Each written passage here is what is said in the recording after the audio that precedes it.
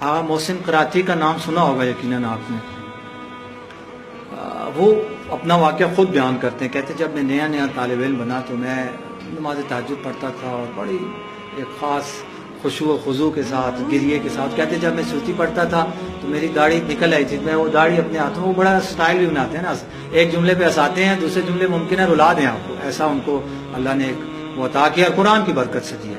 تو وہ کہتے ہیں میں ایسے اپنی وہ داڑھی پکڑ کے میں الہی اللہ نماز وتر میں وہ دعا کرتا تھا، روتا تھا، میری داڑھی میرے آنسوؤں سے گیلی ہو جاتی تھی. لیکن چوں سیوتی کے بعد مغنی کے بعد مثلا فرض کریں معلم الدین ظاہر میں پڑھتے تھے، پھر لمع اور قوانین الاصول یا اصول فقہ جو بھی رائج تھی، پھر رسائل مقاصد.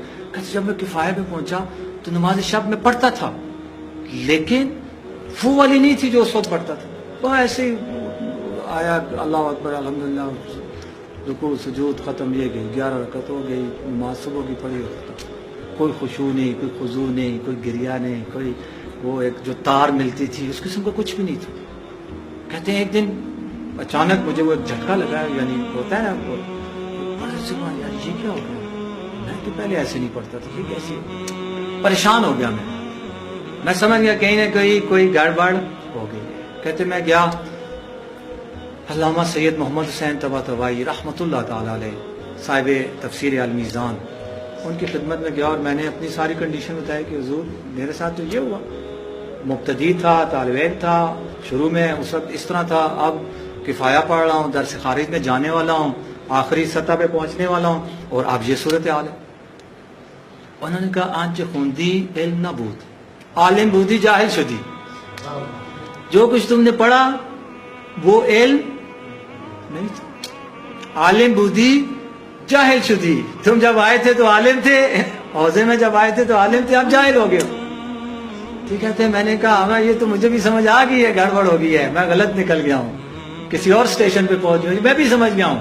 اب بتائیں چیخا کی برسر کنم کہ میں اب کیا کروں، کدھر جاؤں میں اب، یہ تو میں بھی سمجھ گیا ہوں گڑبڑ ہو گئی ہے، غلط سٹیشن پہ اتر گیا ہوں، مخالف سمت میں چلا گیا ہوں، جدھر جانا تھا اس کے الٹ چلا گیا. تو میں اب کدھر جاؤں، کیا کروں میں. تو کہتے انہوں نے ایک جملہ کہا، اور بڑے لوگ جو واقعی بڑے ہوتے ہیں نا، ان کا ایک جملہ ہی انسان کی زندگی بدل دیتے ہیں.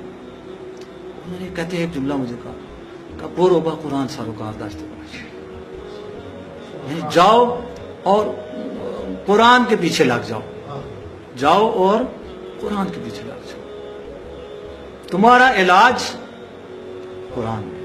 کہتے میں آیا، وہ انقلاب سے پہلے کی بات تھی، اس وقت کلاسیں رکھنا اور اشتہار لگانا یہ چیزیں تو اصل سرکاری سطح پہ منع تھی.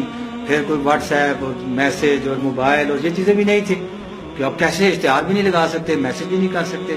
کہتے ہیں میں اپنے محلے میں قوم میں اپنے محلے کی جو نائی تھا نا، نائی کی دکان پہ گیا، اس پہ چونکہ سارے ہی آتے ہیں تقریباً، تو میں ادھر گیا. میں نے کہا جو بھی جوان آئے، جو بھی جوانوں پہ زیادہ میں نے فوکس کیا، جو بھی جوان آئے اس کو کہنا کہ کراتی کے غیر شب جمعے کی رات گزار کے مثلا مغربین کی نماز کے بعد درس قرآن ہے. وہاں سے کہتے میں نے درس قرآن شروع کیا، اور پھر قرآن نے ایسی انہیں برکت دی. میں نے ابھی بتایا نا، آپ یعنی میں تو خود دیکھا ہوا ہے نا، آنکھوں دیکھی بات ہے کہ ایک جملے پہ آپ کو وہ رلائیں گے، دوسرے جملے پہ وہ آپ کو احساس ہوتا ہے. اتنا ان کو اس پہ مہارت حاصل.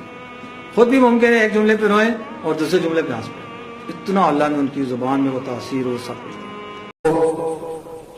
امید ہے کہ آپ کو یہ ویڈیو ضرور پسند آئی ہوگی.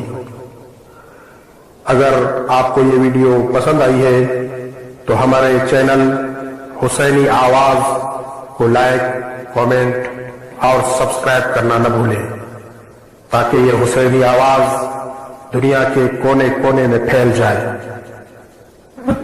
دعا ہے کہ اللہ رب العزت بحق محمد وآل محمد آپ کو اس کار خیر کا عظیم اجر عطا فرمائے.